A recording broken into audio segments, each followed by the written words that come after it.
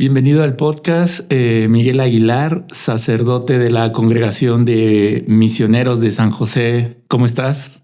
Muy bien, gracias a Dios. Muchísimas gracias por la invitación a platicar contigo un rato. Eso, bueno, pues segunda visita, Mike.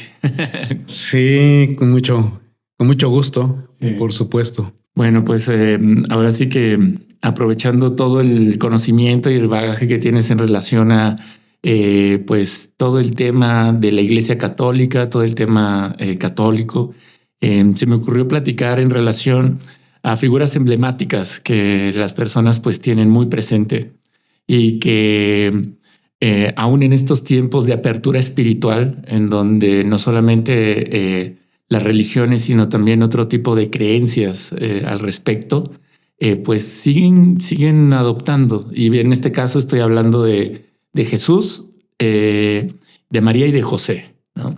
Entonces, bueno, quisiera comenzar con Jesús, que muchos siguen nombrándolo como un maestro.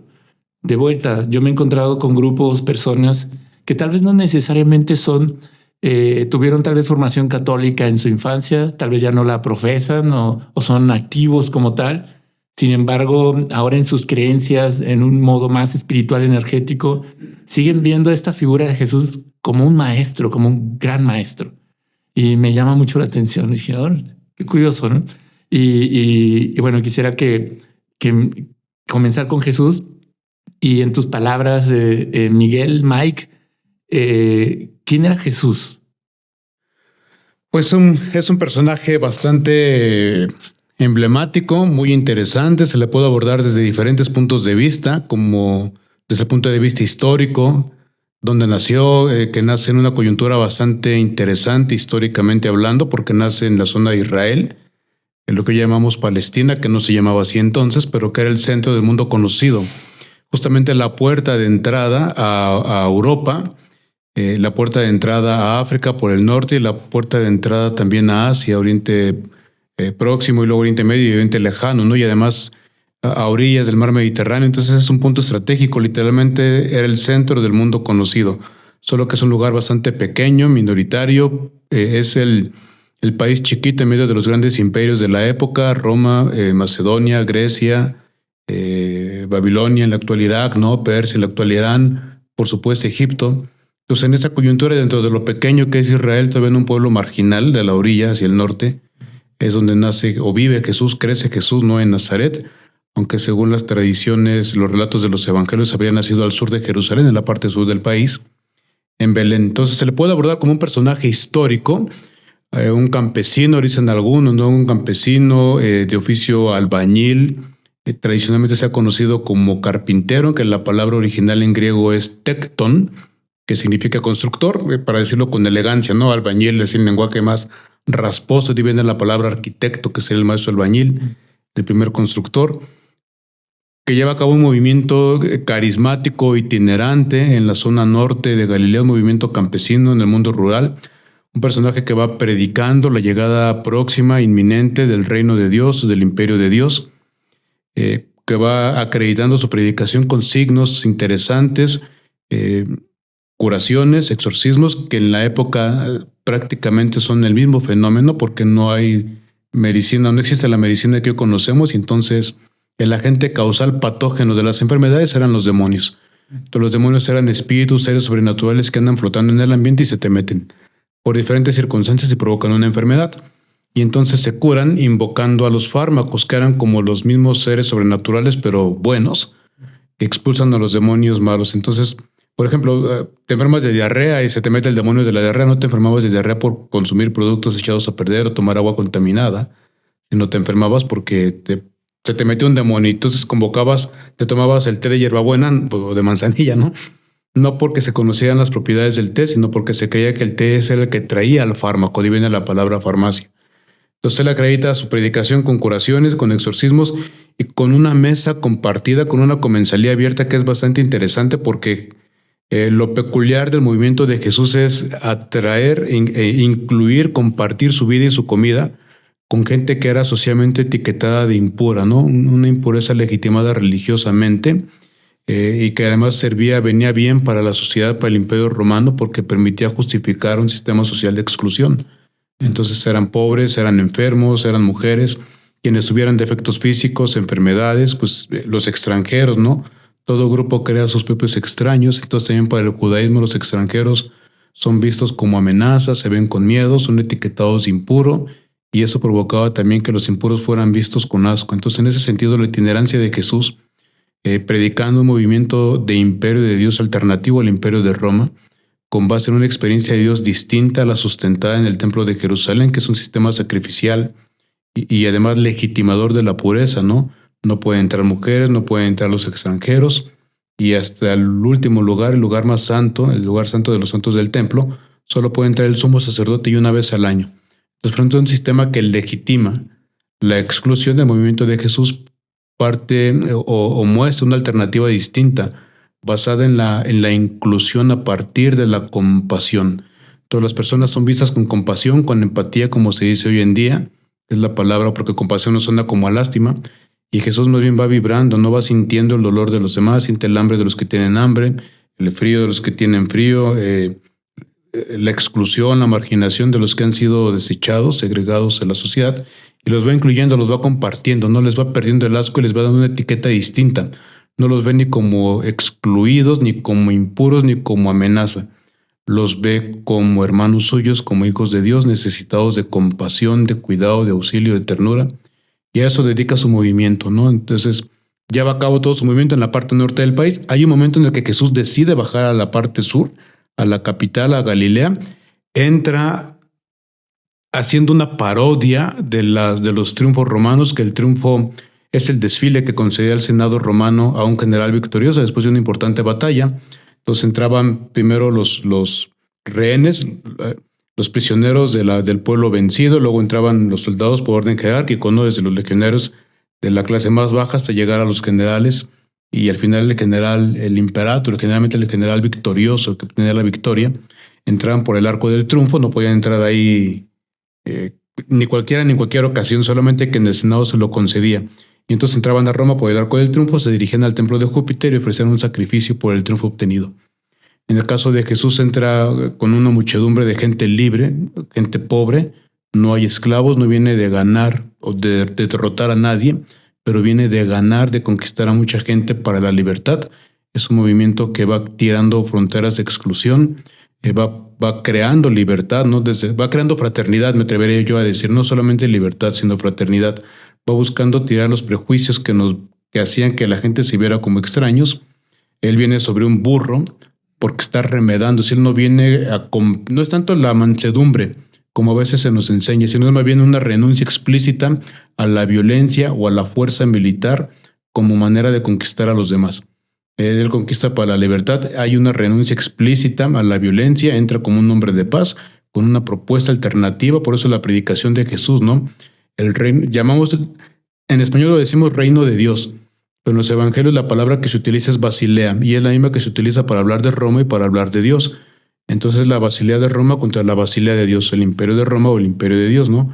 Hay una manera de vincularnos socialmente que es la manera romana de sometimiento, de exclusión, de imposición de paz a través de la violencia, y está la manera de vincularnos de Jesús, que es la manera de Dios, vincularnos como una sola familia, en plano de horizontalidad, renunciando al poder, renunciando a la fuerza militar, a lo mejor un tanto utópico si tú quieres, pero inspirador, ¿no? Desde el inicio mucha gente tuvo confianza en Jesús. Jesús inspiró a mucha gente, mujeres y hombres, y esto de mujeres lo subrayo porque las mujeres eran las grandes excluidas de la época, se consideraban posesión del varón, las mujeres no eran dueñas de sí mismas. Entonces las mujeres que siguen a Jesús están mostrando que son libres. Ahí está el caso de María Magdalena, que es quizá la seguidora más conocida de Jesús, una mujer enteramente libre que no se quiere casar, no quiere pertenecerle a ningún varón, y ha sido tan problemática, por decirlo de alguna manera, la figura de María Magdalena, que hasta dentro de la iglesia corrió el chisme de que era prostituta, ¿no? No es un dato que venga en el evangelio y no hay nada para deducir que se dedicaba a la prostitución. Más bien fue prejuicio de qué hace una mujer siguiendo a un grupo de varones, y no era la única. Se mencionan a más mujeres, pero pues fue como el prejuicio, ¿no? Si sigue a Jesús y no tiene marido, entonces si le da bola a la hilacha es porque se va a dedicar a la vida galante, ¿no? Pero es un prejuicio. Entonces Jesús va suscitando, va inspirando a personas libres a vincularse entre sí de una manera distinta en la renuncia explícita al poder, bajo la premisa de que solo Dios en una sociedad patriarcal, ¿no? El emperador de Roma era el padre de la patria. Eso también hay que tenerlo en cuenta para entender a qué se refiere Jesús cuando habla de Dios como padre, ¿no? Es el ejercicio de una paternidad distinta, alternativa. Entonces no es el padre de la patria que somete a todos bajo su poder, sino hay un padre que es el único que recibe este nombre y al reconocerse los seguidores de Jesús como hijos de este padre que es Dios, renuncian al poder del patriarcado para vivir en una sociedad totalmente horizontal, fraternal, solidaria, ¿no? Sorofraternal, inclusiva, compasiva, reconciliadora, liberadora. Y esa propuesta inspira, por eso sigue gente a Jesús, llegan a Jerusalén, no pasa por ningún arco del triunfo porque no viene de derrotar a nadie, pero sí va al templo de Jerusalén y no ofrece sacrificios.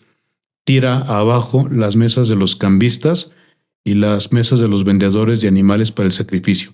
Y no es porque a veces pensamos, ¿no?, que Jesús estaba tan enojado porque vio el templo cochino, ¿no?, como si hubiera acabado la kermés parroquial. Sí. Que en realidad lo que está haciendo son gestos proféticos simbólicos. Tira abajo la mesa de los animales porque eran para el sacrificio, porque se creía que si tú te equivocabas, cometías un pecado, rompías la relación con Dios y había que ofrecer un sacrificio para recibir el perdón. Que Jesús echa abajo las mesas de los animales para el sacrificio significa que el sistema sacrificial no es un obstáculo para encontrarse con Dios, que no hay necesidad de ofrecer sacrificios. El perdón es gratuito, porque parte no de lo que yo hago para que Dios me perdone, sino parte del corazón de Dios que es siempre bueno. Entonces, claro que eso escandalizó a los sacerdotes del templo. Y cuando tira las mesas de los que cambian monedas, es un sentido de pureza, ¿no? De echar abajo el sistema de pureza. Porque al templo no pueden entrar las monedas impuras, las que andaban circulando por todas las calles y mucho menos las que venían del extranjero. Entonces, que te cambiaran monedas del templo puras para que no entraran las monedas impuras era un favor que te hacían, igual que los animales. No es práctico venir cargando una vaca o una oveja de Galilea, cruzar la montaña, bajarla con tu vaca por haciendo caravana, ¿no?, de días y noches, una semana cargando una vaca, pues es imposible, ¿no?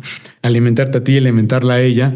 Entonces, que tuvieran animales ahí era práctico. Entonces, no es que Jesús le molestara a la suciedad del templo por los puestos, lo que le molesta es un sistema que le hacía creer a las hijas y a los hijos de Dios que el acceso con Dios estaba medido por la pureza o estaba medido por los sacrificios, ¿no? Ni la pureza ni los sacrificios.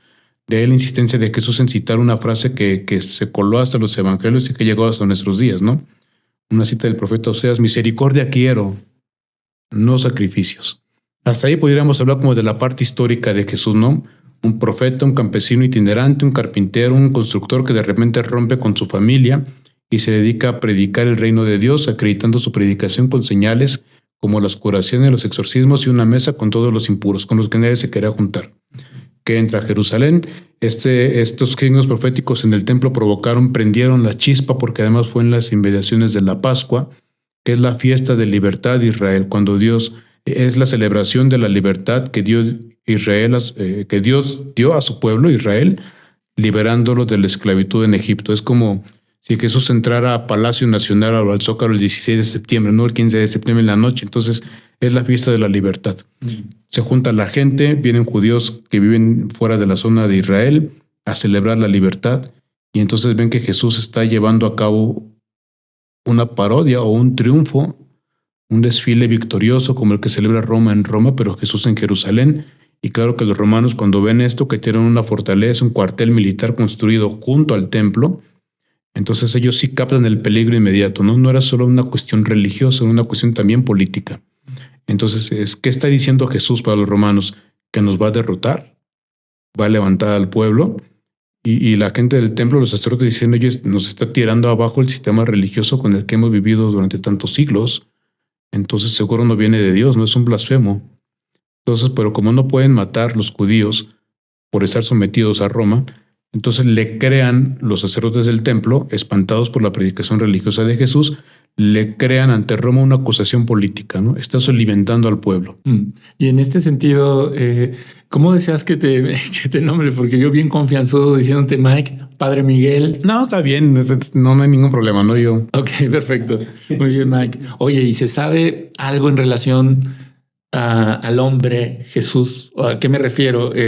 ¿Hay historia o hay datos, información en cómo fue su infancia, su adolescencia, antes de comenzar con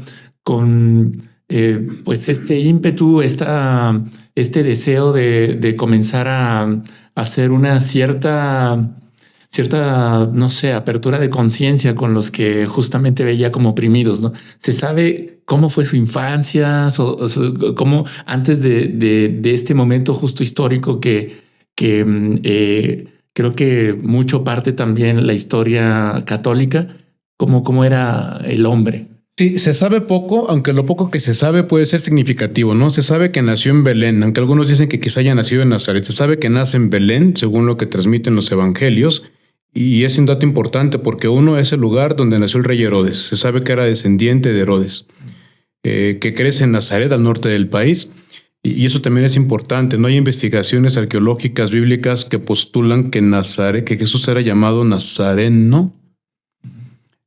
No porque hubiera nacido en Nazaret, sino que al lugar a donde llegaron los descendientes del rey David. Es un juego de palabras en hebreo, en arameo. Entonces Nazareno está relacionado con la palabra Nezer, que significa retoño. Y cada que llegaba un imperio a conquistar la zona de Israel, lo primero que hacían era siempre dirigirse a Belén y matar a los habitantes de Belén, sobre todo varones, sobre todo niños, ¿no? Que eso recuerda a la matanza de Herodes, ordenada por el rey Herodes. No es algo que pasó solo una vez. Pasaba con mucha frecuencia porque había miedo de que un descendiente de Herodes y cualquiera en Belén, además no eran millones de personas, eran poquitas familias, ¿no? Poquitos habitantes y todos venían del linaje de David. Había miedo de que alguno de ellos se levantara en armas contra el opresor, contra los imperios conquistadores.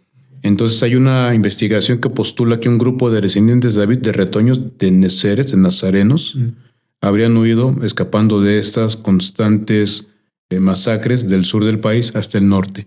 Y a donde llegaron los nazarenos, a ese lugar se le llamó Nazaret. Lo cual, porque hay 1000 años de distancia entre el rey David y Jesús, y uno puede decir 1000 años de distancia quien lleva la genealogía por 1000 años. Pero este juego de palabras permite descubrir, ¿no? Y además, dado el poco número de habitantes de aquella época, permite deducir con relativa probabilidad que efectivamente Jesús pertenecía al linaje de David. Entonces, si es descendiente de David, si nace en Belén, si crece en Nazaret, se dedica a la carpintería o a la construcción, igual que su padre, los oficios se comunican de padres a hijos, los oficios se asignan comunitariamente, no a una familia le toca la construcción, a otra familia le toca otro oficio. Entonces, y prácticamente todas pues se dedicaban a cultivar la tierra, no se echaban la mano. Cuando no estás construyendo nada, se siembra la tierra, se cuidan el ganado, generalmente ganado menor, ovejas, para la lana, para la leche y para la carne, ¿no? Eso es básicamente lo que se puede saber. Las familias eso también es importante. No existía como tal la familia como hoy la conocemos, nuclear, de mamá, papá e hijos. Eran familias ampliadas, no viven bajo la autoridad del patriarca. El abuelo probablemente que vive con sus hijos, las esposas de sus hijos, sus nietos, y todos ellos son la familia, ¿no? Es raro el uso de la palabra tío, primo, aunque existía, pero es muy poco usado. Generalmente la palabra que se utiliza para designar a los que viven bajo la autoridad del patriarca es simplemente hermanos. Entonces es con poquitos datos, ¿no? Es básicamente no sabemos exactamente en qué año nació. Hoy sabemos por conjeturas históricas que el monje que hizo la cuenta de los años que calculó en qué año nació Jesús se equivocó, porque nació bajo el rey Herodes, según los testimonios bíblicos, pero Herodes murió en el año 4 antes de Cristo, ¿no? Okay. Entonces Jesús nació antes de Cristo. Pero bueno, es un error histórico, ¿no? Entonces, pero ¿cuándo nace? Ciencia cierta, pues hoy suponemos que nació entre el 4 y el 7 antes de Cristo. Y si tenía unos 30 años cuando comienza su vida pública y muere alrededor de los 33 años, pues suponemos que murió alrededor del año 28-30, ¿no? En la primavera, la Semana Santa primera llamaríamos, ¿no? En la primavera del año 28-30 de nuestra era. Ok, y se ha mantenido así, no ha habido corrección en ese dato. Se ha mantenido porque pues ya no es como tan fácil mover la cuenta de los años, ¿no? Se hizo un ajuste, pero solo de 10 días, no de años. El 4 de octubre del siglo XVI, ya se me fue el año exacto, pero lo tengo bien presente porque Santa Teresa de Jesús muere el 4 de octubre y la sepultan el día siguiente, 15 de octubre, pero esto fue un ajuste de 10 días en el calendario gregoriano, ¿no? Que hizo el Papa y de ahí, a partir de ahí, para evitar ese tipo de desfases, fue que utilizamos los años bisiestos. Entonces, cada 4 años metemos un día más para que no se nos desfasara tanto según el cronograma del calendario solar, ¿no? Ok. Y bueno, entonces todos eran campesinos, todos le hacían pues a la tierra, a cosechar, a cuidar a los animales y tenían un oficio, digamos que especializado en el caso de la familia de Jesús, arquitecto. Sí, la construcción. La construcción, exactamente, ¿no? Y ok, y es lo que se sabe. Los varones, las mujeres se dedicaban al cuidado de la casa y a la creación de telas, ¿no? A las texturas, a los tejidos. Se hace una asignación de trabajo por familias y por género. Los varones se dedican a oficios pesados, por así decir. Las mujeres a la cocina, a las telas, para la ropa y al cuidado doméstico, ¿no? Los niños permanecen, tanto niños como niñas, permanecen al cuidado de la mamá hasta los 3 años y a partir de los 6 años se separan. Los niños se van con los papás a aprender el oficio que les asignó la comunidad y ahí se siguen. La mayoría de edad se alcanzaba a los 13 años. Entonces la adolescencia como tal no existía. Cuando comenzaban los signos de madurez sexual, pues los papás buscaban esposos para sus hijos. La edad promedio de aquella época era de 40 años. Entonces, si Jesús muere a los 33, así que tú dijeras jovencito, okay, era un adulto maduro, ¿no? Jovencitos, seguramente los pescadores, los que lo siguen, ¿no? Pedro, Santiago, Juan. Nos imaginamos a Pedro como un viejito, como un anciano, pero pues, para seguir a Jesús estamos hablando de gente que tenían 20 años, 15 años, 18 años, ¿no? Es un movimiento de gente joven, lleno de ilusiones. Además, ¿quién se avienta a dejarlo todo? Pues la gente que está casada, ¿no? Probablemente Pedro ya era viudo para ese momento, ¿no? Quizá era un matrimonio joven, quizá todavía no tienen hijos y por eso se dan la libertad de dejarlo todo, que además era un desafío el Imperio de Roma porque la gente le pertenece a Roma y no se pueden mover de donde están porque Roma lo prohíbe, lo tiene prohibido, ¿no? Es la manera de garantizar la subsistencia de la élite, de la corte, de los soldados. Entonces la gente trabaja y de lo que trabaja una parte, el 25% se entrega de tributo al Imperio Romano. Entonces, si tú eres campesino, tienes que morir campesino y vivir siempre junto al lago para poder proveerle a Roma de la pesca suficiente para poder mantener a la clase gobernante. Entonces, dejar el lago, dejar la pesca era un desafío también directo al Imperio Romano, ¿no? ¿Y dónde aprendió Jesús todo esto? O sea, porque yo me imagino la figura como si fuera un filósofo, como alguien muy sabio, como alguien que tuviera un conocimiento y una conciencia y una apertura muy clara de la realidad. Tal vez es muy obvia para muchos, ¿no? Este asunto de la opresión, este asunto de no vivir en una plena libertad o con todos los derechos como seres humanos. ¿Jesús lo aprende de algún lado o fue algo que emana propiamente de él? No, toda su educación fue casera, ¿no? Aprende con su papá, con San José en este caso, ¿no? Que es quien le enseña el oficio, quien le enseña, si sabía leer, que parece que sabía leer, porque se muestra en el Evangelio escribiendo, ¿no? Y leyendo en una sinagoga de Nazaret. Si aprendió a leer, si lo sabía hacer, que probablemente sí lo sabía, se lo enseña a José. Las mujeres no sabían leer ni escribir, tampoco podían entrar a la sinagoga. Es decir, la sinagoga no era necesariamente un edificio, sino la congregación de las personas de un lugar.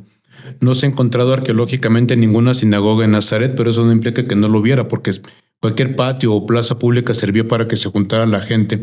Si no estaban 12 varones reunidos en sinagoga, no podía iniciar el culto, no la escucha de la palabra, la proclamación, el comentario. Puede haber 30, 40 mujeres, pero si no había 12 varones, no podía iniciar la reunión. Entonces, toda su formación fue doméstica.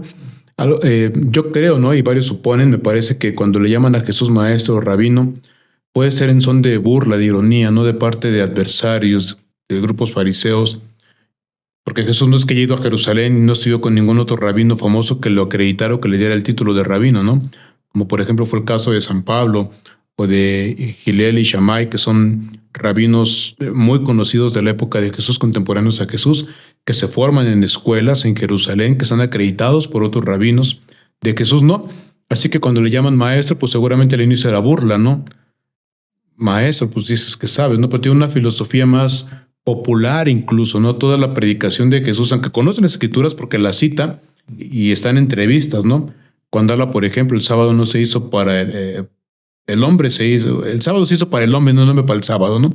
Es una cita de rabinos anteriores a Jesús, no es tan original, pero significa que conoce la tradición de los rabinos anteriores, conoce las escrituras, hace una interpretación muy radical de la ley, radical, en el sentido de que va a la raíz, pero muy flexible en el sentido de que busca que la interpretación cuide la vida del ser humano. Sus ejemplos son de campesinos, ¿no? Un hombre va a sembrar al campo, echa semillas por aquí, por allá. Una mujer pierde una moneda y barre la casa hasta que la encuentran. Un pastor se le pierden 2 ovejas o se le pierde una oveja, tiene 100. Entonces, todos sus ejemplos son del campo. Su interpretación de la ley parte de la cotidianidad de la gente sencilla, de la gente campesina y albañil, ¿no? Constructora. Entonces, yo creo que es una burla, comenzó siendo una ironía, pero para los seguidores de Jesús, ellos reivindican para Jesús el título que utilizan sus adversarios para denigrar, ¿no? Maestro. Y creo que hay una recuperación muy contemporánea de Jesús como esto, ¿no? Que si era un filósofo, que si en realidad no es que tanto que fuera un filósofo, era una persona que conoce la ley, la interpreta para darle vida, libertad a su pueblo en todos los sentidos, ¿no? Libertad interior, libertad exterior. Pero sí ha venido como una cierta recuperación contemporánea de Jesús como si fuera filósofo o como un chamán, ¿no? De repente también se me da la sensación de que para mucha gente dicen, no, es que no era Dios, pero era un ser humano que muere, y algunos tratan de hacer una reconstrucción de la vida de Jesús en clave de que tuvo una vida de pareja con María Magdalena, ¿no? Nunca ha faltado. Entonces creo que sí ha habido como una sensación de querer recuperar la humanidad de Jesús a partir de prototipos o de estereotipos contemporáneos importantes para algún grupo de personas, como lo son los filósofos, los chamanes, los sabios, ¿no? Creo que para un grupo de gente es como la María Sabina de la Jerusalén, ¿no? de Israel en aquella época, ¿no? Más de uno habrá postulado y ha habido estudios, digo, no es tanto que lo invente, que me figure, ¿no? Sí me ha tocado encontrar en librerías comunes y corrientes, en Sambors, Gandhi de nuestra época, ¿no? Artículos en internet, si los primeros cristianos consumían sustancias alucinógenas o si había marihuana, cannabis en el templo de Jerusalén. Entonces ha habido una infinitud de puntos de vista para querer recuperar a Jesús, y creo que en buena medida mucho es proyección nuestra, ¿no? Queremos proyectar en Jesús, en el Jesús histórico, como lo llamamos en los estudios de teología. Queremos proyectar en Jesús algo de nosotros mismos, no de nuestra manera de vivir, de pensar o de actuar, hasta de conectar con Dios, ¿no? Sí, y aún así, con toda esta manera sencilla, podría hasta interpretar básica de cómo ver la vida, hacer analogías, metáforas, y a través de ello generar determinados entendimientos entonces a sus cercanos, a los suyos. Aún así, con toda esa sencillez, era percibido como un revolucionario. Sí, también me parece que hay una cierta proyección de Jesús como guerrillero, ¿no? También hay como un sector en la teología, sobre todo en América Latina, que de repente dicen es que Jesús se enfrentó al sistema y el sistema lo mató. Sí, pero no es que fuera el subcomandante Marcos, por ejemplo, o el cura Hidalgo, en todo caso me parece a mí, si tuviéramos que encontrar un símil, yo pensaría más en alguien como Martin Luther King, por ejemplo, ¿no? Como Nelson Mandela, gente que desafía un sistema, pero no a la manera del sistema, sino por una fuerte convicción de fe, porque eso es innegable, ¿no? A Jesús lo mueve la experiencia religiosa de sentir, de experimentar a Dios como Padre. Eso es fundamental, ¿no? No hay una motivación política de querer hacer guerrilla. Incluso había gente, existe el grupo de los guerrilleros en la época de Jesús, que son los celotas, ¿no? Incluso se habla de que por ahí algún ex celota o se le infiltró el movimiento de Jesús y se convirtió o se quedó ahí simplemente, ¿no? Es el caso de Judas Iscariote, porque el Iscariot era como este pequeño puñal, una daga que traían los celotes y aprovechaban encuentros multitudinarios para sembrar terror. Eran como terroristas de la época, ¿no? Entonces sacaban el Iscariot y empezaban a cuchillar a la gente y para provocar terror, ¿no? Pero ellos sí buscaban tal cual el cambio de régimen político, la autonomía política por la vía de las armas.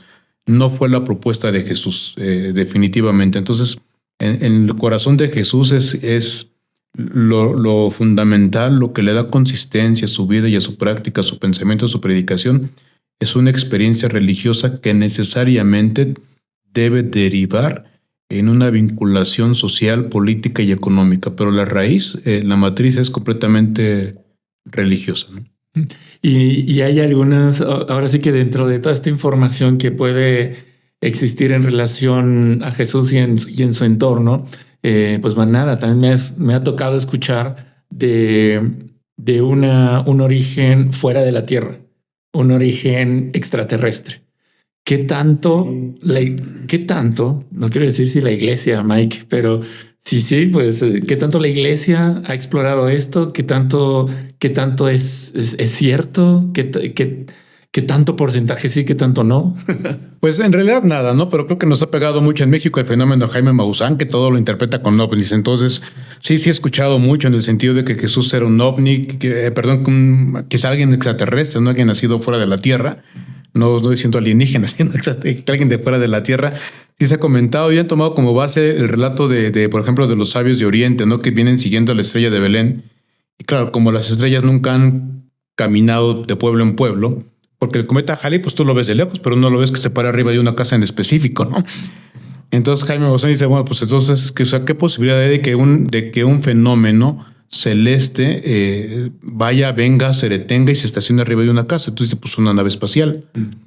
En realidad es como no entender las claves, las categorías de interpretación de la gente de la época para comprender el relato, porque la estrella de Belén, es decir, los sabios que vienen de Oriente, es decir, los sabios, los magos les llamamos, nosotros los llamamos los reyes magos, los hicimos magos como el mago Rod y ¿no? Mandrake y todos ellos. Sí, el mago Frank. El mago Frank, gente que hace magia. Sí, pero mago en la época, mago o sabio es el astrónomo, es gente que lee las estrellas y quiere encontrar en las estrellas signos divinos o augurios, como le llamaban, que no con naves como los romanos, pero sí quieren buscar interpretar la realidad, conocer el futuro, conocer el pasado, conocer los mensajes de los dioses a partir de su lectura de las estrellas. Entonces, el relato de los magos de Oriente, de los sabios, gente que viene de Oriente, Persia, Babilonia, quizá, probablemente, lo que está mostrando el relato es una ironía muy fina, escrita por el Evangelio de San Mateo, que es judío y antiguo rabino judío.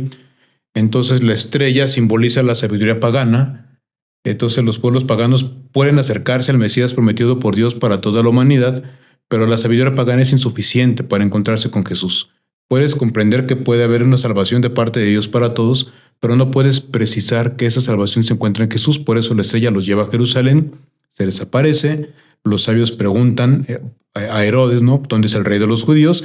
Herodes dice, yo soy el rey de los judíos, no puede haber otro rey de los judíos, ¿no? Por eso monta en cólera, pero el Evangelio dice que Herodes pregunta a los sacerdotes del templo dónde ha nacido el rey de los judíos.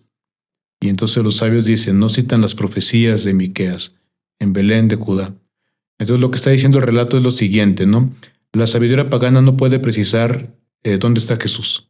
Para encontrarse con Jesús hay que entrar a la historia del pueblo de Dios, el pueblo de Israel.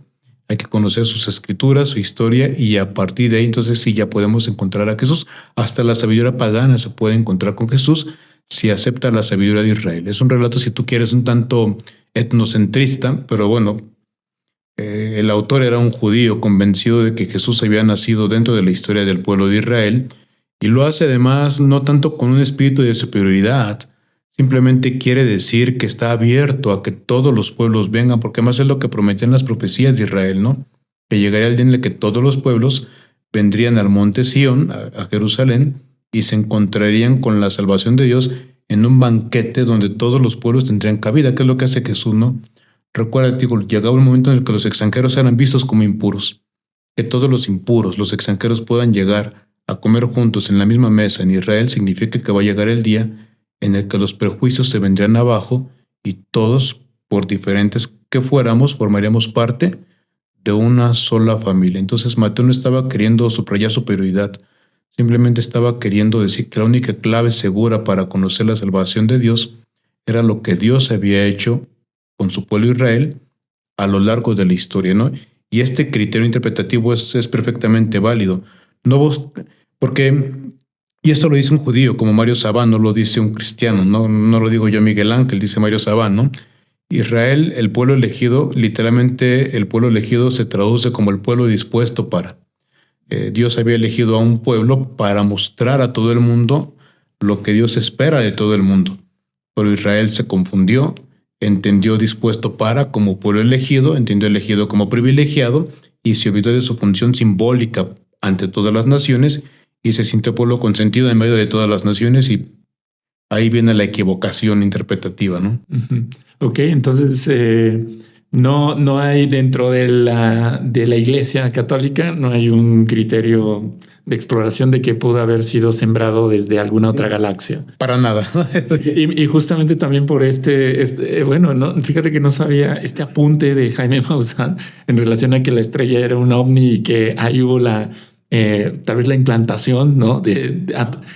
Pues se pueden pensar e imaginar muchas formas de que tal vez sí nació un bebé y en el bebé se implantó un alma extraterrestre o una semilla extraterrestre, ¿no? Sí, o que algún ovni vino y lo bajó o bajó sobre la cruz y ahí le hicieron como una operación de resucitación, ¿no? Es decir, no, nada de eso, ¿no? Okay. Efectivamente nada de eso. Muy bien. Y bueno, entonces con María Magdalena no era su pareja, porque sí sigue siendo una creencia muy popular.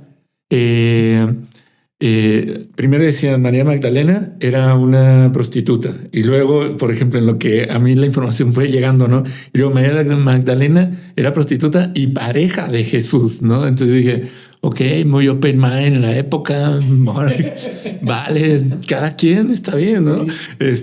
Y resulta ser que ni uno ni el otro entonces. No, fíjate, por ejemplo, las mujeres que te digo que pertenecen a un varón, por eso todavía es el día de hoy, ¿no? Las mujeres suelen cambiar su apellido por el apellido de su esposo o le añaden a su apellido el apellido de su esposo. Toda mi mamá pues, era Efigenia Manríquez y firmaba, ¿no? Efigenia Manríquez de Aguilar. Entonces las mujeres siempre eran conocidas por el varón al que pertenecían cuando ya se casaban. Y el evangelio, los relatos en los evangelios se hacen eco de esta manera, ¿no? Social. Susana, la mujer de Cusa, María la de Cleofás. En el caso de Magdalena, la remiten no a ningún nombre. Si hubiese sido la pareja de Jesús, porque más lo raro era el celibato. No hubiera habido, o sea, la gente no le hubiera extrañado para nada que Jesús se hubiese casado con una mujer. ¿No? Ha habido incluso hay por ahí novelistas, historiadores que han llegado a sugerir que Jesús fue un hombre que se casó y enviudó y después comenzó su itinerancia, ¿no? Porque las parejas se casaban a los 13 años cuando comenzaba la vida adulta. Entonces empezó a los 30 y dice pues, que sea soltero hasta los 30. Entonces algunos han querido llenar el vacío diciendo pues se casó pero enviudó y no tuvo hijos, ¿no? Entonces si María Magdalena hubiera sido la pareja de Jesús, hubiera sido María de Jesús, no María de Magdala. Magdala es el lugar a donde ella pertenecía. Entonces no teniendo ningún varón al cual referirla, pues la conocieron por su gentilicio, ¿no? La Magdalena, la de Magdala. Ok. Bueno, pues ahí está ahora sí que tirando los mitos que pueda haber también. Echando abajo los mitos. Exactamente. Comentabas que dentro de las prácticas que realizaba Jesús, realizaba exorcismos. Sí. ¿El tema del milagro de Lázaro fue uno de ellos o eso es otra cosa? Es una cuestión, lo de Lázaro es una cuestión bastante debatida. Sin embargo, históricamente nadie tiene, ningún historiador creyente o no creyente, en ese momento ninguno tiene dudas de que Jesús tenía capacidades terapéuticas, ¿no? Vamos a quitar la palabra poderes, entonces, y quitar la connotación de milagro, ¿no?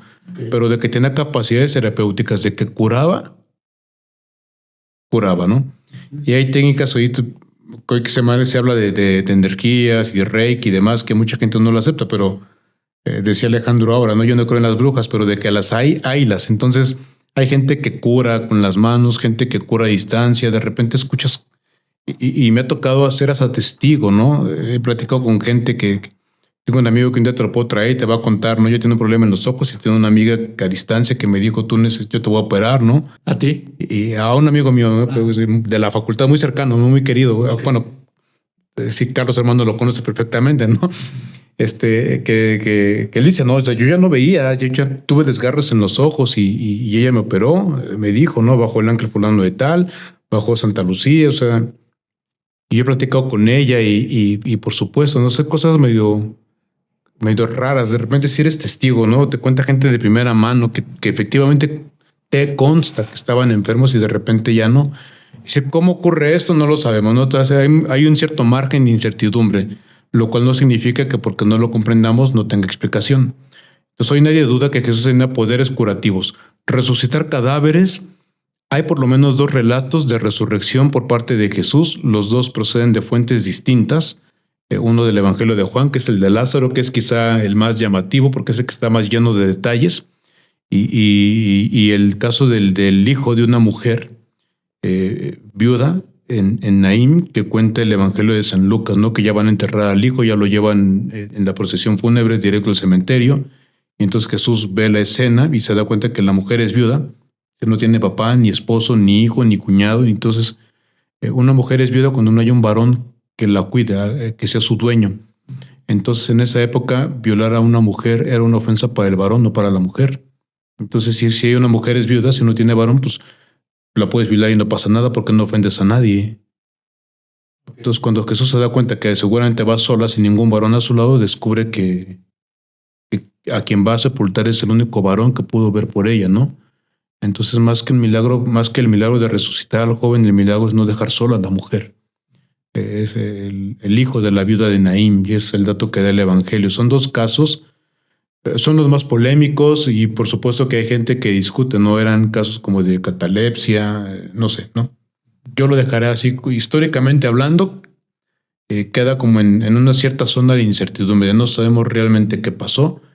Hay algunos que dicen que ese es un relato más simbólico o legendario que real histórico, porque dices, ¿quién deja de contar una historia de resurrección como la de Lázaro, no? Si tú sabes, esas cosas no pasan cada 8 días como para que dijeras, no es importante, mejor no lo cuento, ¿no? O que lo cuente Juan, nada más, que además fue más tardío de los evangelios. Entonces, ¿qué hay ahí, no? Hay un relato, fue revivificación de un cadáver. Hasta ese punto llegaban los poderes de Jesús, fue como una reanimación cardíaca con tanto a distancia.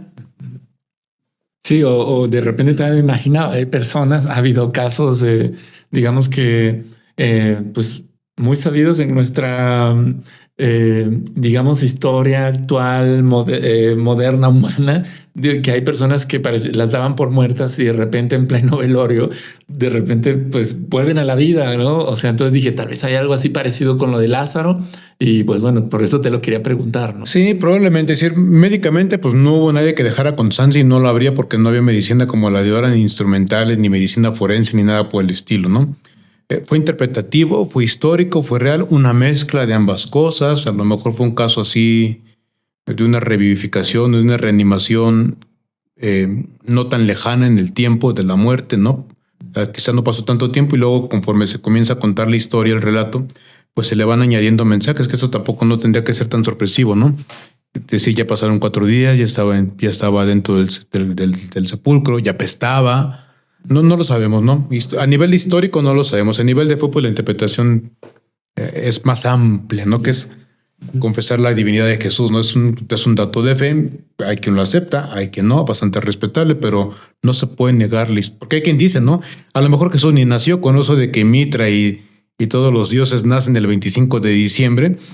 Y aquí aprovecho para decir, no es que decir que nos colgamos del dato, sino es intencionadamente se hace coincidir a Jesús en la misma fecha de nacimiento de los otros dioses o del panteón de otras religiones, no porque estemos copiando el dato, porque estemos haciendo de Mitra Jesús, sino precisamente para contrastar lo distinto de Jesús frente a los otros dioses, ¿no? Okay. O frente a otras ideas o experiencias de Dios, que hay también quien dice esto, ¿no? No tenemos derecho a descalificar las experiencias de Dios de otras culturas. No estamos descalificándolas, simplemente estamos mostrando lo peculiar, lo propio, lo distintivo del cristianismo frente a otras experiencias de Dios. Y dentro de estos poderes curativos que entiendo, pues porque estamos hablando, de repente pierdo la noción del tiempo, pues estamos hablando de muchísimos años atrás, pues, o sea, era una civilización distinta a la que ahorita nosotros vivimos, a la que era hace 100, 200, 300, 500 años, vamos. Entonces, poder constatar o poder hacer el registro, entiendo que pudo haber una tradición oral que pudiera comunicar, ¿no? Justamente estos relatos y bueno, justo se generaron evangelios, escritos, en fin. Sin embargo, entiendo que a través del tiempo, pues puede llegar a caber cierta interpretación de quien también lo relata o lo imprime en algún papel, ¿no? Pero bueno, en el punto de lo terapeuta que era Jesús, hay algo sí reconocido. También me parece que hay una historia de un ciego que le ayuda a la vista. Por ejemplo, así como ese, ¿hay alguno otro que sí se diga, ok, aquí por ciertos relatos o ciertos escritos que machan, se constata que Jesús sí realizó estas sanaciones? Sí, por supuesto. En la casa de los ciegos son emblemáticos, ¿no? De uno de ellos, el relato más antiguo de curación de ciego en el Evangelio de Marcos, hasta nombre nos dan de uno, ¿no? Se habla 2 curaciones de ciegos. Uno, de un hombre que Jesús le pone las manos, se lo lleva aparte, le pone las manos y el milagro le sale como a medias al principio, ¿no? Porque dice, ya ves, y dice, sí veo, pero veo a los hombres como árboles que caminan, ¿no? Okay. Y otra vez, pero... y luego más adelante ya aparece el ciego Bartimeo, ¿de qué quieres que haga por ti? Pues que vea, ¿no? Si está la curación, pero es un relato, ya el relato cuando llega a los evangelios ya escritos en el año 70 después de Cristo, en una generación después de Jesús. No son relatos escritos por testigos oculares, ¿no? Ni tampoco estuvo ahí ningún periodista tomando notas y hay una serie de Chosen, ¿no? Gringa, que no católica, pero gringa, con muchos recursos de producción que aparece Mateo tomando notas así. Pero digo a mis alumnos, en aquella época todo nos inventaba el papel, todo nos inventaban los cuadernos, todo nos inventaban las plumas, esto era caro además, ¿no? Papiro, pergamino era muy caro, los cálamos, llevar cálamos, tintas, o sea, no era como, no había libretitas, pues, entonces no había nadie tomando notas así. Entonces hay una mezcla entre el hecho histórico y su interpretación. ¿Por qué lo digo? Porque las curaciones de ciegos en los evangelios aparecen siempre en un contexto en el que los discípulos son incapaces de comprender a Jesús. Entonces, los seguidores de Jesús no lo entienden tan a la primera y en los evangelios, en el relato, a una incomprensión de lo que está haciendo Jesús, le sigue o le antecede la curación de un ciego. Es decir, ¿qué significa la ceguera en el evangelio? No es tanto la enfermedad, sino la incapacidad de ver quién es Jesús o de ver con qué lógica está actuando Jesús, ¿no? Es el caso, por ejemplo, cuando Jesús comienza a anunciar que el Hijo del Hombre será entregado, que morirá, que va a resucitar, y Simón Pedro le dice, oye, no te puedo pasar esto a ti, ¿no? A ver, chavo, o sea, te venimos siguiendo porque queremos conquistar la gloria de Israel y tú dices que vas a sufrir y a morir, eso no puede pasar, ¿no? Y Jesús le dice, colócate detrás de mí, Satanás. No le está diciendo diablo, es decir, para Jesús es claro que Pedro no está comprendiendo el espíritu con el que él está actuando. Lo está midiendo desde una lógica distinta, alternativa a la de Dios, que no es el Espíritu Santo, y por eso lo llama Satanás. No es que estuviera poseído por el demonio Pedro o que Pedro fuera el diablo. Simplemente está diciéndole al llamarlo Satanás que su lógica es la lógica, que él ya cayó en una lógica de tentación, queriendo medir a Jesús en clave de poder y no en clave de misericordia, ¿no? Como si fuera a rivalizar contra Roma y lo fuera a derrotar a través de la violencia o por búsqueda de poder o de riqueza. Entonces, va en ese sentido. Entonces, ahí hay una mezcla, ¿no? Hoy nos preguntamos para interpretar los evangelios no que entendemos, sino que entendía la gente para la cual fue escrito. Y entonces los relatos se escribieron para que la gente pudiera salir de esos prejuicios contra Jesús, ¿no? O para romper con los prejuicios que le impiden acercarse plenamente a Jesús o reconocerlo como el enviado de Dios. A los primeros discípulos ellos no tienen consideraciones históricas como nosotros, ¿no? La motivación era totalmente religiosa. No queremos que percibas a Jesús como lo que realmente es, el Hijo de Dios, enviado por Dios mismo a nosotros, a quien nos ha costado trabajo entender porque pensábamos que Dios era como quien tenía más poder. Y viene este hombre a decirnos que Dios es amor, ¿no? Que es compasión, que es misericordia, que es ternura, que no viene a rivalizar, que viene a curar. Y sus curaciones son signos no de que Jesús tenga poderes porque era Dios. Las curaciones que Jesús llevaba a cabo son signos de que Dios viene a acercarse a nosotros a curarnos, ¿no? A curarnos de todo aquello que nos está quitando nuestra vida.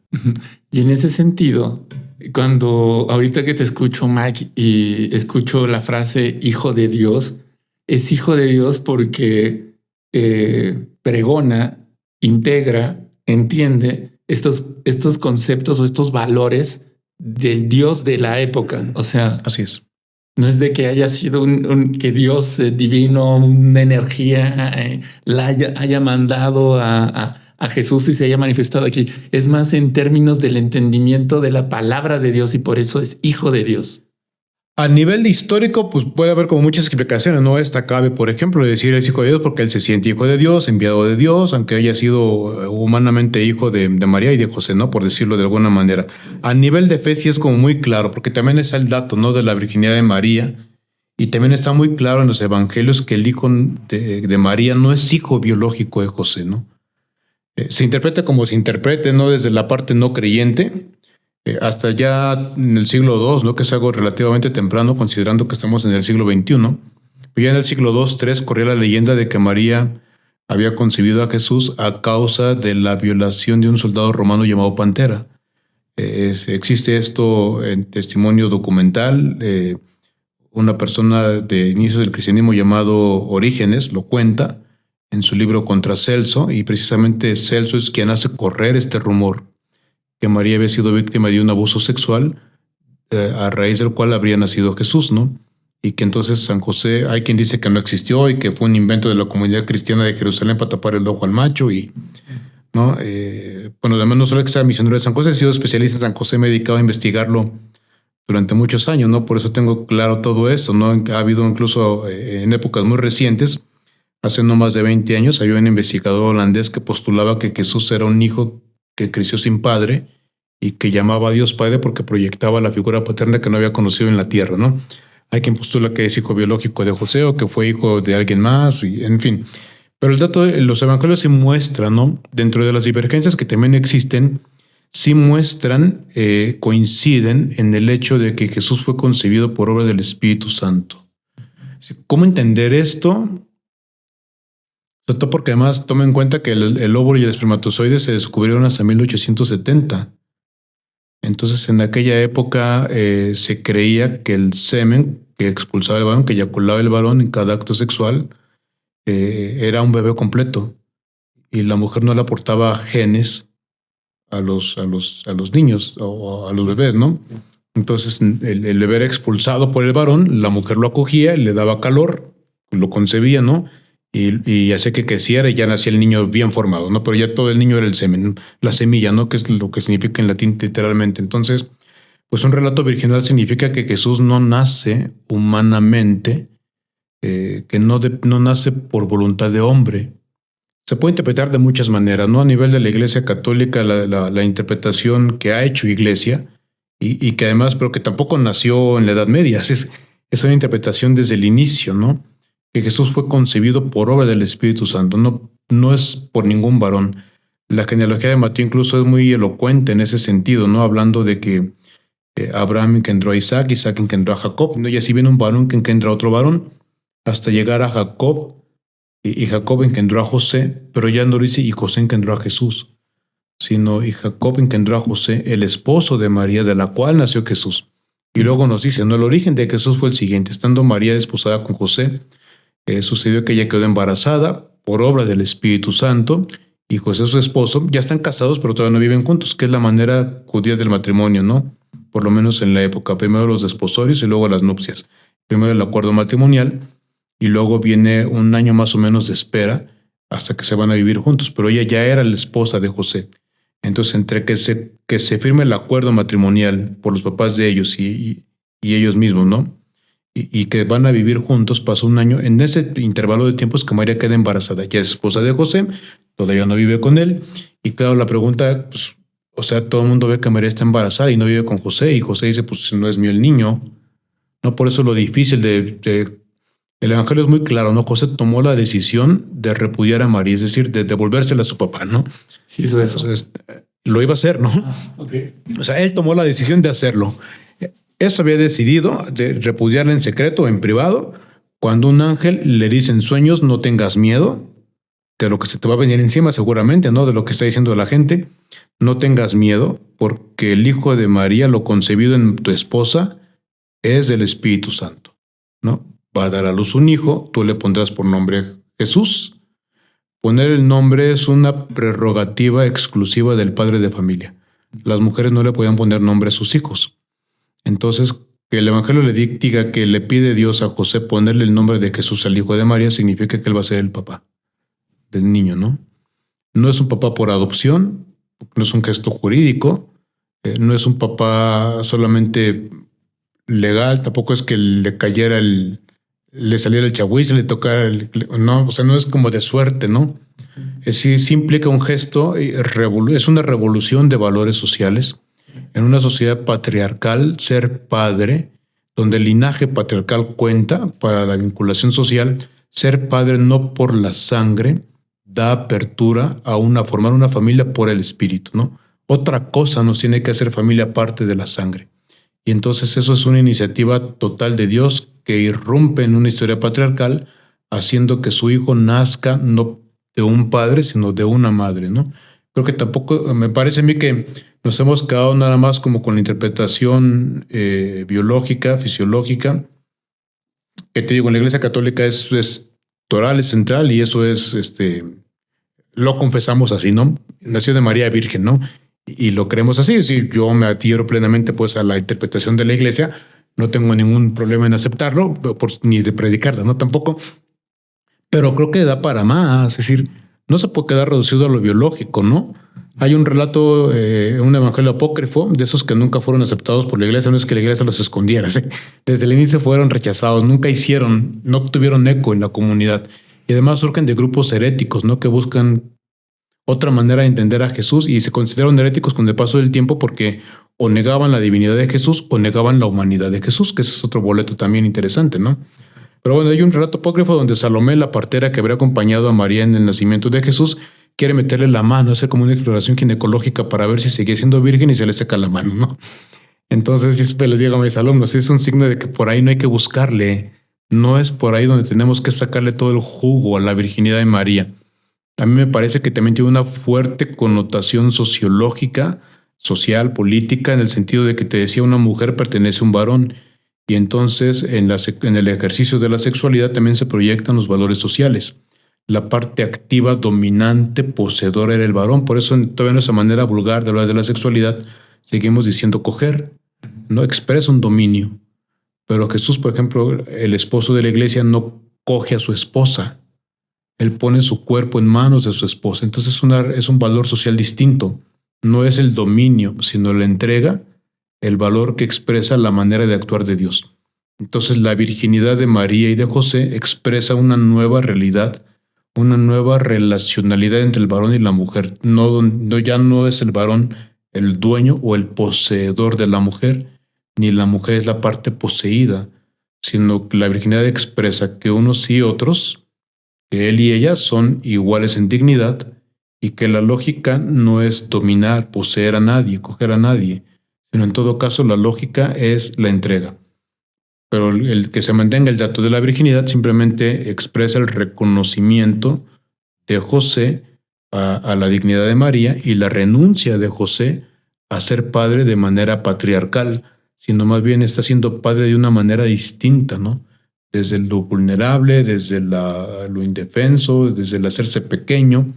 Creo que hay un teólogo no católico, pero muy bueno, Gerd Eisen, metodista, alemán, creo que todavía vive, postula, y estoy de acuerdo con él, no tampoco es que lo haya sacado de la manga, él ni yo, ¿no? Los dos valores más importantes del cristianismo son la fraternidad y la autohumillación. Es decir, el amor al prójimo es una indicación, es un mandato que viene del Antiguo Testamento. En eso no hay novedad cristiana. ¿Qué es la novedad del Evangelio? Que el prójimo, que también se traduce como vecino, el amor es una relación entre iguales en todas las culturas de la antigüedad, incluyendo la judía. Eso significa que la gente que vive en las zonas residenciales se casa con personas que pertenecen a la misma zona residencial, ¿no? No te casas con una persona de un barrio socialmente inferior. Entonces el cristianismo postula que el amor no solo es entre iguales, sino que esos iguales son hermanos. Y los hermanos somos todos, los de arriba y los de abajo. Entonces, como los de abajo nunca son recibidos arriba, y es imposible por las dinámicas de exclusión social hasta el día de hoy en todos los sistemas, ¿no? Que los de abajo suban. Entonces, ¿cómo me hago hermanos de los de abajo? Pues renuncia al honor de arriba y vete con los de abajo, ¿no? Hazte pobre con ellos, ¿no? Rebájate con ellos, abájate con ellos, que es lo que hace Dios en Jesús, ¿no? Del cielo baja a la tierra, en la tierra como humano se encarna en el nivel social más bajo del Imperio Romano, que es el de los esclavos, y tiene una muerte socialmente inferior. No es tanto, nos hemos quedado mucho con el dolor físico de Jesús crucificado, pero lo importante de la cruz no es el dolor físico, no digo que no es importante, pero no es lo más importante. Lo más importante es la connotación simbólica. Es un castigo de Roma para los subversivos. A Jesús lo acusan los judíos de que es subversivo contra el imperio y Roma no se anda con medias tintas y lo crucifica inmediatamente, ¿no? La crucifixión era un castigo para rebeldes, era una manera de decir tú eres basura. Eso porque escuchamos como el discurso de Trump, ¿no? Y funcionarios del gobierno estadounidense actualmente que dicen, ¿no? La secretaria de Seguridad que transmitió, ¿no? Que creo que en vivo, grabó una redada en vivo diciendo venimos por esta basura. O cuando hablan de Trump, es que los inmigrantes son unos animales, ¿no? Entonces, para Roma, crucificar a alguien mandaba el signo de que la persona crucificada o era basura o era un animal. Por eso la cruz era gente desechable, ¿no? Por eso la cruz era lo suficientemente baja para que pudieran comerse los cadáveres de los crucificados, los perros, los lobos, los, los cuervos, los halcones, ¿no? Por eso no hay cadáveres de crucificados, solo hay registro de 2 crucificados que fueron sepultados. Un Juan, contemporáneo casi de Jesús, y Jesús, ¿no? Porque los cadáveres eran comidos, porque para Roma un crucificado era un animal, no era un ser humano. Entonces el mensaje en la cruz es una deshumanización. Y para el mensaje del templo de Jerusalén, pues es un blasfemo, es un impuro, ¿no? Mancha la ciudad santa. Por eso cuando dice el Evangelio que Jesús fue crucificado a las afueras de Jerusalén, no están dándonos las coordenadas geográficas de la dirección, ¿no? Sale del metro Cerro de la Estrella y ahí es un dato teológico fuerte, ¿no? Jerusalén es la ciudad santa, es una ciudad pura. Si Jesús la mancha, fíjate la ironía, ¿no? Para quien confiesa a Jesús como hijo de Dios. Es decir, para el judaísmo, el sacerdocio, mejor no es judaísmo, para el sacerdocio del templo de Jerusalén, una parte del judaísmo, Jesús era un impuro y su presencia contaminaba a la ciudad santa de Jerusalén, por eso lo expulsan de la ciudad, ¿no? Lo novedoso del cristianismo es que la lógica de Dios es solidarizarse con los excluidos, con las víctimas, lo hace sin resentimiento, como lo señala René Girard, ¿no? Se va abajando cada vez más, ¿no? Entonces, la lógica es Jesús hizo esto, ¿no?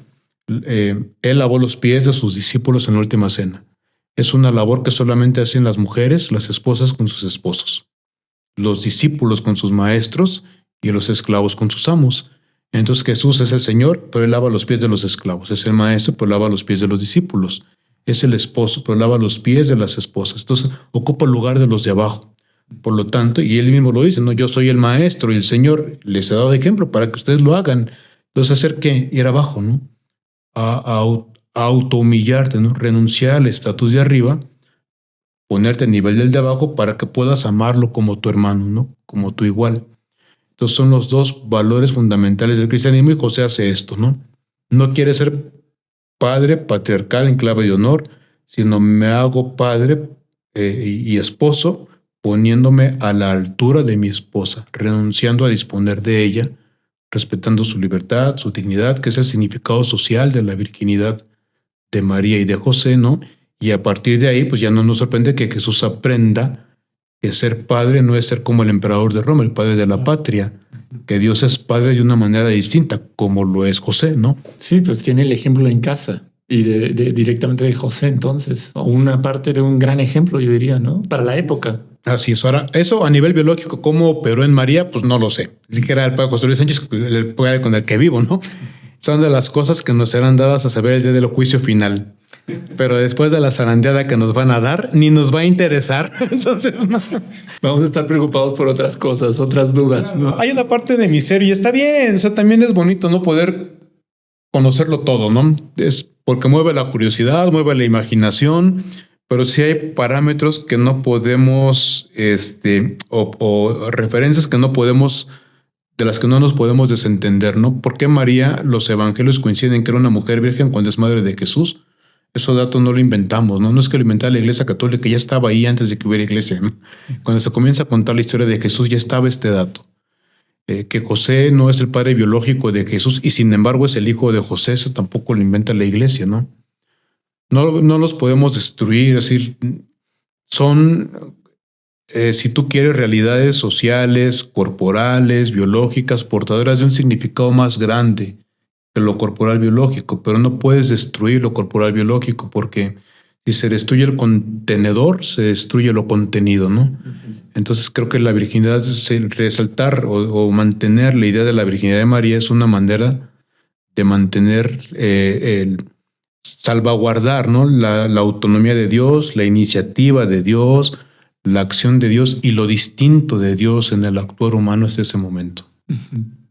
Bueno, entonces sí hubo conflicto. O sea, sí hubo José y María estuvieron al borde de la separación. El divorcio, es decir, mucha gente escandaliza, pero digo, estuvieron a punto y además les digo, ¿no? Imagínate cuando doy charlas a matrimonio, ¿no? O a grupos en canal, digo, imagínate que llega tu esposo y te dice, voy a tener un hijo del Espíritu Santo.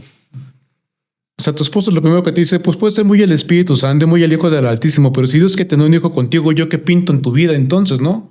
O sea, ¿para qué te casaste conmigo? Claro que hubo un conflicto ahí, Nada más que nos imaginamos la historia tan color de rosa y como si fuera María y José los ositos cariñositos lanzando corazones de colores, que se nos olvida que hubo punto y una ruptura, ¿no? Hay maneras hay teorías, ¿no? Y no están tampoco descabelladas. Dicen, ¿y si María quedó embarazada y ni siquiera supo cómo? Es decir, la narración de Lucas dice que el ángel le habló, pero la narración de Mateo no dice nada al respecto, ¿no? Entonces, ahora imagínate todo el contexto, ¿no? También me preguntan mucho cuando doy charlas de San José, cursos, ¿cómo se entera José que María está embarazada? Porque no viven juntos y los novios, aunque ya estén casados, no pueden verse a solas. Y no tenían ni relaciones. No tienen relaciones, pero ni siquiera tenían diálogo. Una mujer no podía platicar con su esposo a solas. Entonces, imagínate, si no pueden ni platicar, ¿a qué horas iban a encontrarse?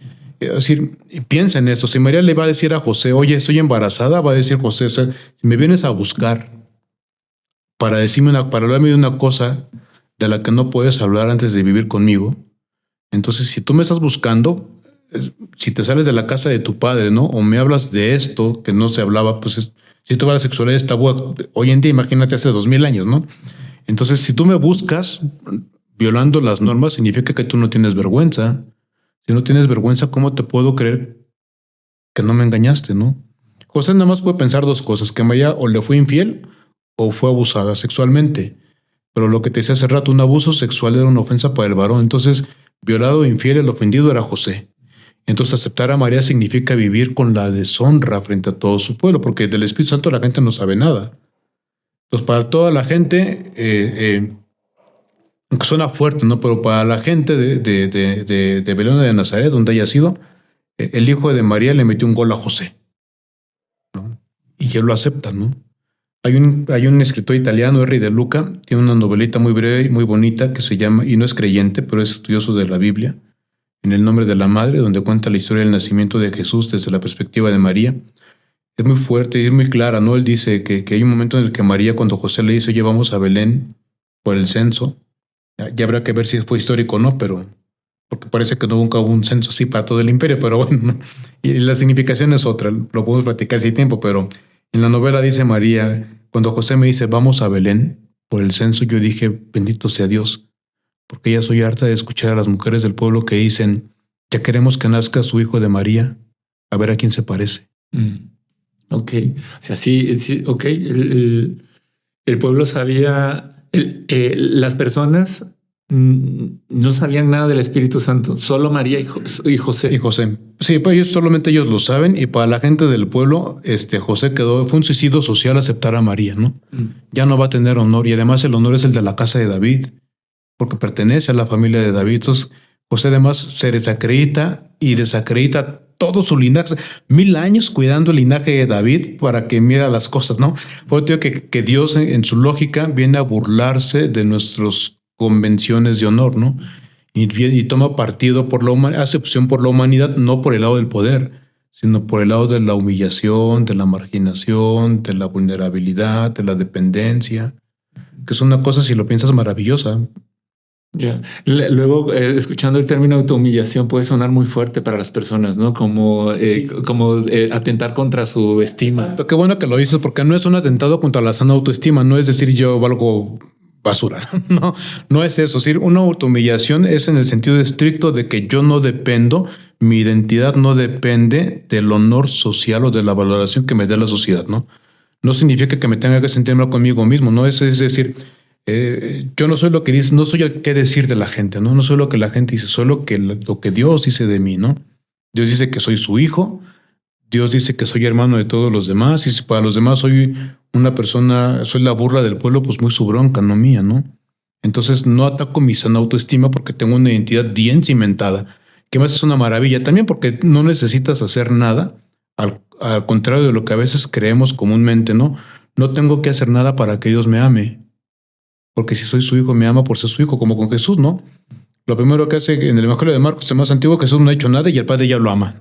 Que todo papá ama a sus hijos antes de que existan. Es decir, la única condición que tiene que cumplir un hijo para ser amado por sus papás es existir. Ni siquiera nacer, ¿no? Porque todavía no nacen y ya te abrazan, te cantan, te compran cosas, sueñan contigo, ya te están haciendo el ahorro, la alcancía. Es decir, uno es amado porque uno es hijo y entonces la autoestima, lejos de verse dañada, se robustece, ¿no? Soy hijo de Dios. Es decir, no hay nadie más grande que Dios. O sea, la gente puede burlarse de mí, quitarme todos los títulos, pero que yo sea hijo de Dios, eso es indestructible, ¿no? Eso no se pierde ni con la muerte. Eso no puedo hacer nada para que Dios me ame. Así como no he hecho nada para que Dios me ame, tampoco puedo hacer nada que amerite que Dios deje de amarme. Y por eso me parece a mí que las mujeres, los colectivos de mujeres que buscan o colectivas de mujeres que buscan a hijos, hijas desaparecidos en México son como una imagen muy bonita, muy simbólica, muy sacramental de Dios, ¿no? No les importa si sus hijos eran criminales o no lo eran, les importa que eran sus hijos. Y porque son sus hijos los buscan, ¿no? El juicio vendrá después. Primero es recuperarlos, llorarlos, enterrarlos dignamente y dejar que el tiempo después muestre su justicia, pero lo primero es el amor y luego la justicia. Y eso mismo pasa con Dios. Entonces no baja la autoestima, al contrario, se fortalece. No soy amado por Dios. O sea, yo así me cayera en una fosa clandestina o en el valle de la muerte, el Padre va a bajar por mí para llevarme con Él, ¿no? Ok, ¿y qué tan seguido se realizaban el tema de las crucifixiones, Mike? Mucho, ¿no? Flavio Josefo, un historiador, aunque de origen judío pero romano, habla de una jornada, y José Saramago Saseco, en su novela El Evangelio según Jesucristo, habla de una jornada en la que Roma en un solo día crucificó a 2,000 personas. Era muy común, ¿no? Vale. Y esta, bueno, como es retratado la crucifixión de Jesús, ocurría así con todos, el que cargaban la cruz, que antes les daban de latigazos, le ponían la corona de espinas. La corona de espinas es un detalle muy singular de Jesús y precisamente fue a raíz, es una burla, ¿no? Los romanos acusan, los sacerdotes del templo de Jerusalén acusan ante los romanos a Jesús este dice que es el rey de los judíos, ¿no? Te quiere destronar, ¿no? Entonces, pues dicen que es rey, pues le hacemos una corona de espinas, pero lo hacen los soldados, ¿no? Es una burla particular por la acusación contra Jesús. Quizá alguno más haya recibido un tratamiento semejante, ¿no? Pero en este caso fue porque a Jesús lo buscaban y muchos lo seguían porque lo creían, lo confesaban el rey de los judíos. Los latigazos, sí, hasta el 39 se puede azotar a una persona con 39 latigazos sin que te acusaran de exceso de crueldad, ¿no? Es decir, no necesitabas una orden de nadie para azotar a una persona hasta el número 39. Ya de 40 para arriba sí requerías otro cierto tipo de trámites. Entonces sí era común, sí era doloroso, no digo que no lo sea, ¿no? Pero insisto, no era lo más importante, sino la burla, la connotación de humillación, de deshumanización que esto implicaba. Y bueno, comentabas que de los se tiene registro entonces de los que fueron o se llevaron a la crucifixión de 2 cadáveres. Jesús es uno y el otro es el llamado Juan, ¿no? Se ha encontrado por ahí un manuscrito hablando de Juan, que era Juan, en un sepulcro también cercano a Jerusalén, y están las mismas marcas en las muñecas de la crucifixión, ¿no? Se supone, pues la investigación dice, pues esto no pasaba porque parte del castigo no era morir en la cruz, era que los animales te comieran para escarmiento a todo el pueblo, ¿no? No se permitía que se bajaran incluso los cadáveres. Entonces, lo que suponen los investigadores, los historiadores, es que pues fuera una familia tan rica que sobornaron a Pilato o a quien haya estado en ese momento en el poder para que les devolviera el cuerpo, ¿no? Que les permitieran bajar el cuerpo. ¿Y con Jesús creen que haya pasado igual? No un gesto de corrupción, pero sí se coinciden los evangelios en que se le pidió a Pilato el cuerpo de Jesús para darle sepultura, ¿no? Y quizá fue una consideración de Pilato, pienso yo, ¿no? Históricamente, ¿qué se puede deducir? Como es la fiesta de la independencia, ya el día siguiente de la independencia, no ese mismo día en la noche, porque calendario lunar, ahorita te lo explico, ¿no? Pues yo creo que ya para evitar revueltas, si dices que muere el asunto en paz, y no pasa nada, eso ya lo maté, ¿no? O sea, ya está crucificado, ya lo maté, no se me van a levantar, pero qué tal que por no darles el cadáver, envalentonados por la festividad de la Pascua, me armen un alboroto. Entonces, pues que se lleven el cadáver, ¿no? Dices, muerto no me sirve. Muerto ya no hay peligro, mejor dicho, ¿no? Y me hace ver que pues había una buena cantidad entonces de gente que lo seguía y que estaba al pendiente del evento, de la situación. Sí, la entrada de Jesús a Jerusalén fue tan ruidosa, escandalosa, en el sentido de lo paradójico que se muestra, lo confrontante con lo que hacía Roma, que llama la atención de los judíos que no viviendo en Jerusalén ni en la zona de Judea, de Israel, pero que van a Jerusalén para celebrar la Pascua. Algunos iban ya en su ancianidad a quedarse a vivir ahí. Otros visitaban Jerusalén al menos una vez en su vida. Entonces, pero hay más judíos fuera de Israel que dentro de Israel. Así como ahorita, ¿no? Que hay más mexicanos en Los Ángeles que en Guadalajara. Así hay más judíos en esa época. Bueno, y al día de hoy también, ¿no? Mucho más. Hay más judíos fuera de Israel que dentro de Israel. Entonces, muchos de esos judíos que vienen de fuera se sienten atraídos por lo que están viendo de Jesús. De hecho, este grupo de judíos que viven de la diáspora, que no conocían a Jesús de lo que había hecho en Galilea, son los primeros que ponen por escrito la crónica de su muerte, de su crucifixión. Son los que hacen la interpretación de un justo que ha sufrido para salvar a la humanidad de sus pecados, ¿no? En esta tradición se forma San Pablo, por ejemplo, ¿no? Y bueno, y para hacer justo el check y el comentario de el tema de la resurrección, para saber qué tanto también es simbólico, qué tanto se sigue en debate o no, o se deja ahí el tema de que lo habían llevado a una cueva, le habían cerrado la cueva con una roca y que resucita el tercer día. Resucita el tercer día es realmente Jesús aparece de nueva cuenta, se hace mostrar a alguno de sus discípulos y lo hace en forma física. Es algo, de acuerdo a lo que también hemos platicado, Mike, es algo que también se puede prestar a lo simbólico, a algún mensaje ahí que desentramar. Sí, hay de todo, ¿no? Hay muchas posturas creyentes y no creyentes. Que aún en el plano creyente hay un abanico amplio, vamos a decir más que infinidad.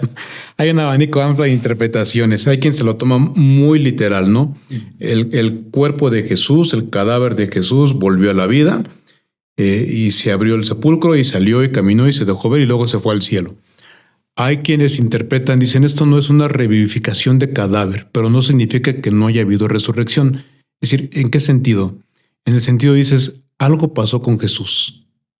Quienes lo conocieron, lo experimentaron vivo. Y no es que se lo imaginaran vivo o que les llegara el dolor y que empezaran a soñar con él, sino es una fantasía, no es un sueño, no es una proyección psicológica. Es algo que pasa con Jesús, que le acontece a Jesús. Y eso que le acontece a Jesús los alcanza a quienes lo conocieron o fueron testigos de la crucifixión, los alcanza, se les hace perceptible, no a nivel, algunos piensan, ¿no? Que quizá fue una percepción psicológica solamente. Otros piensan o pensamos, ¿no? Yo soy de esos que la experiencia fue de alguna manera sensorial. ¿Por qué? Porque nadie da su vida, nadie se deja matar por una alucinación. Nadie se deja matar por una fantasía, por un sueño. Y si los primeros discípulos cambiaron totalmente su visión de Jesús, ¿no? Es más, les abrió una inteligencia distinta de Dios, de Jesús y de ellos mismos. Esto que aconteció con Jesús y que fue real y que los alcanzó perceptiblemente, sensorialmente, haya sido la experiencia, visión, audición, lo que sea, no sé, ¿no? O no fue un peyotazo, pues, ¿no?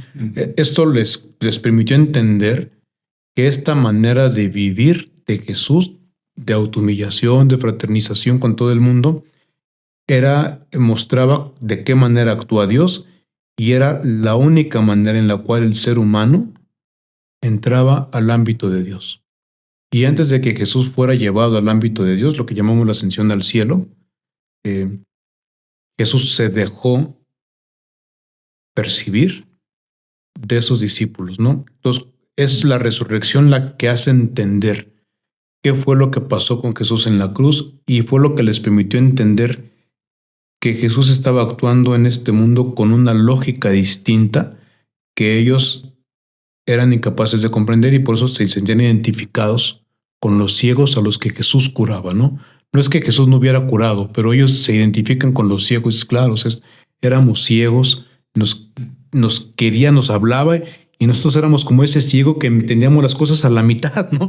No entendíamos a Jesús hasta que lo vimos resucitado, hemos conocido, lo hemos experimentado, ¿no?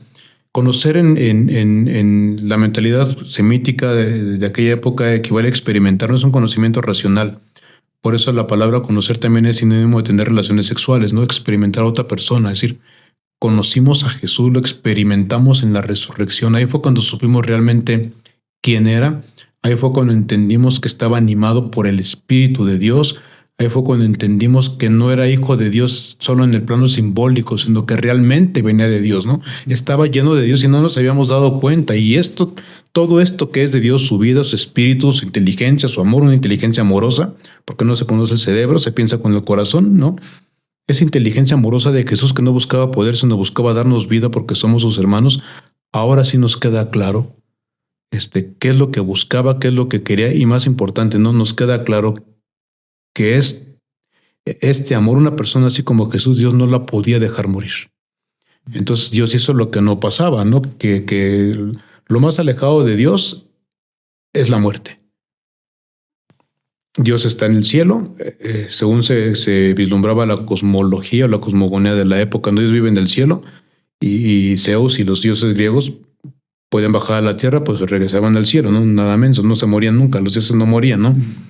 Entonces los humanos mueren y bajan al lugar de los muertos, Sheol para los judíos, Hades para los griegos, inframundo, infierno para los romanos.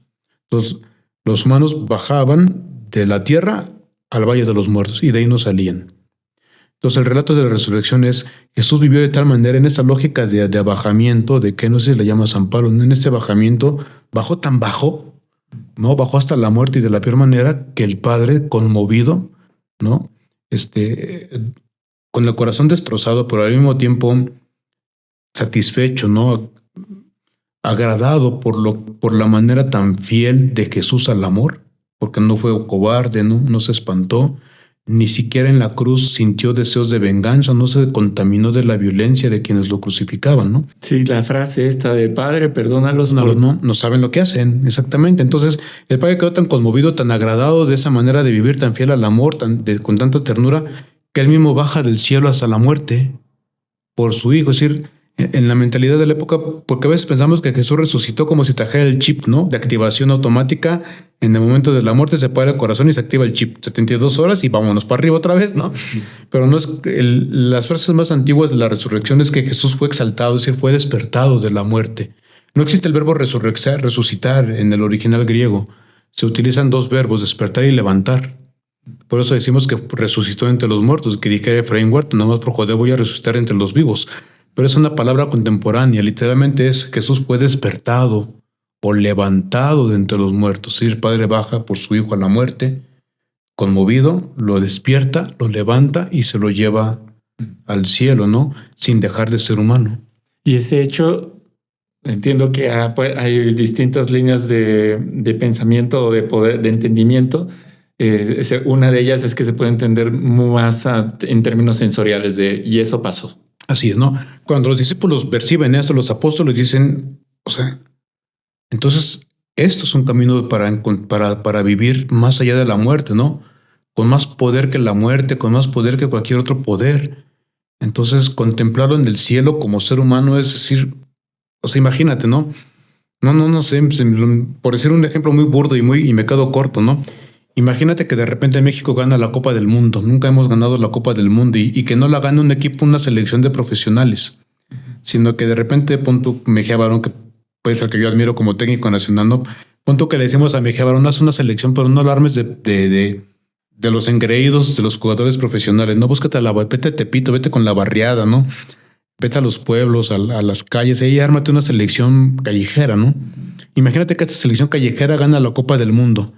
Entonces todos los niños de los barrios que juegan fútbol en la calle, sin tenis Adidas, dicen, uno de los nuestros ganó la Copa del Mundo, ¿no?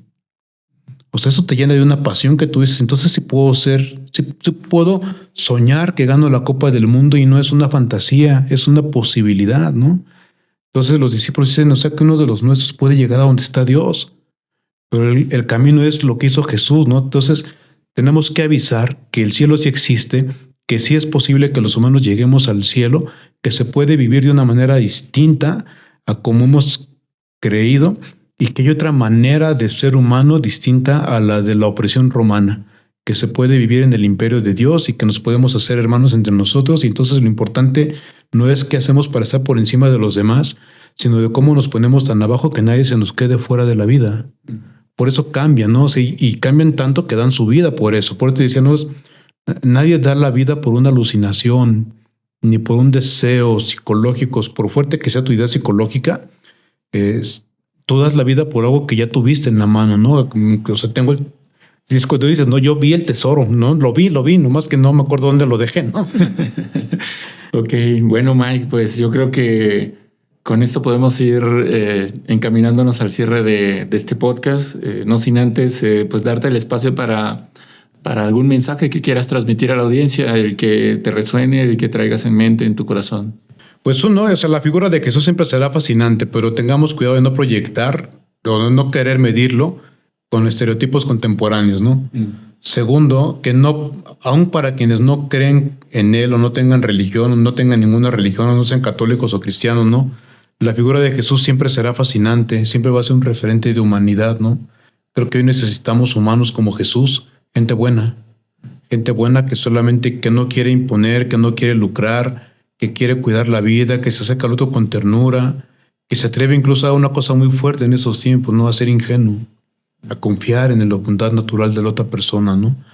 Creo que es un personaje fabuloso, ¿no? Me parece a mí, para quienes creemos en él, en sentido religioso, que precisamente esta bondad nos es natural porque como Jesús somos hijos de Dios.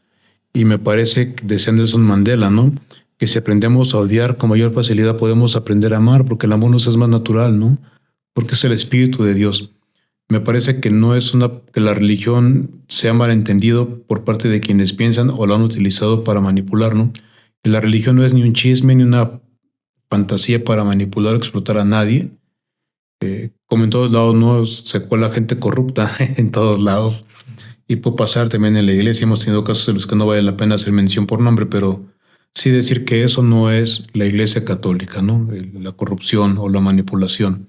Que queremos ser mujeres y hombres que creemos que lo humano es transparencia de lo divino, que podemos escuchar la voz de Dios o escuchar las voces del mundo, de la publicidad, y solamente nos vamos a encontrar con identidades falsas que se van a morir, ¿no? El hecho de creer que no es lo propiamente humano, es expresión de lo divino, nos ayuda no solo a ser una mejor sociedad, sino a aspirar a un horizonte de trascendencia que ni siquiera nos imaginamos, ¿no? Ni nos podríamos imaginar.